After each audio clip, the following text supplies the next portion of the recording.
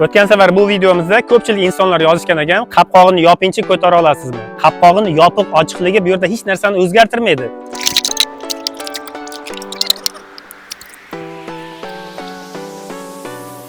Mana qopqog'i yopiq holatda ham bemalol ko'tarsa bo'ladi, lekin ichiga og'ir toshlar to'ldiradigan bo'lsak, u o'zgartiradi. Nimaga? Sababi bu suvga to'liq botib turibdi, bunga maksimal Arximed kuchi ta'sir qilib bo'ldi. Endi uni ichiga nima solsak ham Arximed kuchi boshqa oshmaydi.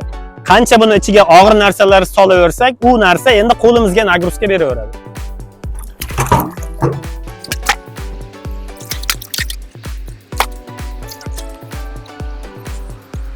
Ichiga yana 40 kilogramga yaqin og'ir toshlar soldik. Endi buni bir barmoqda ko'tara olmaysiz. Sababi yuqoridagidek. Aytgancha biz tushuntirayotgan hamma narsa yaratganning qonun-qoidalari, mo'jizalari faqat kim birinchi topgan bo'lsa, shuni nomi bilan ataladi xolos. Shuni alohida aytib qo'ymasak bo'lmayapti.